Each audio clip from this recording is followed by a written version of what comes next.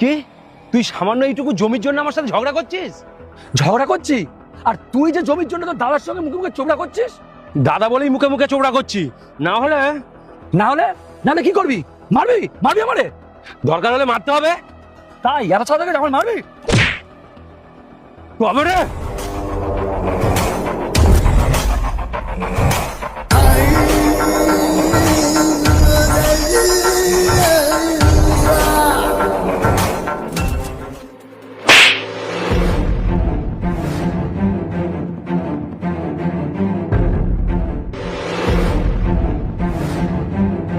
আরে খোকা, এটা তুই কি করলি?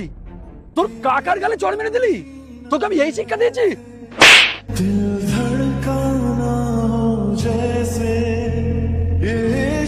বাবা, কাকা তো তোমার কলার ধরেছিল। চুপ, একদম চুপ, একটাও কথা বলবি না। ও শুধু তোর কাকা নয়, ও আমার ভাই। আমরা যতই ঝগড়া মারামারি করি না কেন, দিনের শেষে আমরা একই মায়ের পেটের সন্তান। আর আমি কি তোকে এই শিক্ষা দিয়েছি যে তুই তোর কাকার গায়ে হাত তুলছিস? আরে ওটা আমার রক্ত রে, রক্ত। তোর কাকা যখন বিপদে পড়বে না, সবার আগে আমি ছুটে যাব। আর আমি যখন বিপদে পড়বো না, সবার আগে তোর কাকাই ছুটে আসবে। আরে তোর কাকার গায়ে হাত তোলা মানে তো আমার গায়ে হাত তোলা। আরে যা, এক্ষুনি তোর কাকার পায়ে ধরে ক্ষমা চা।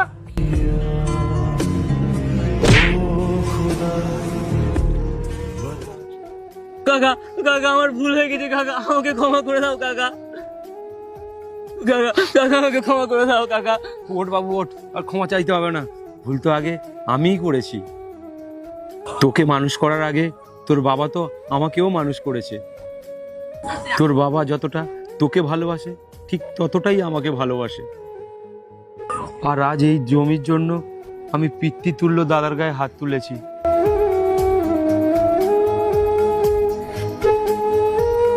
বড়দের গায়ে হাত তোলার কুশিক্ষা তুই তো আমার থেকেই পেলি রে।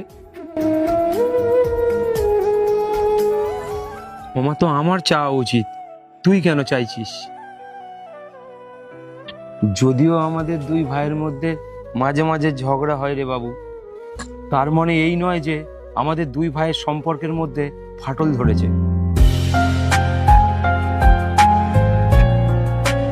সামান্য এই জমির জন্য তোর গায়ে হাত তুলেছি, তুই ক্ষমা করে দে দাদা, আমার ক্ষমা করে দে দাদা। কি করছিস?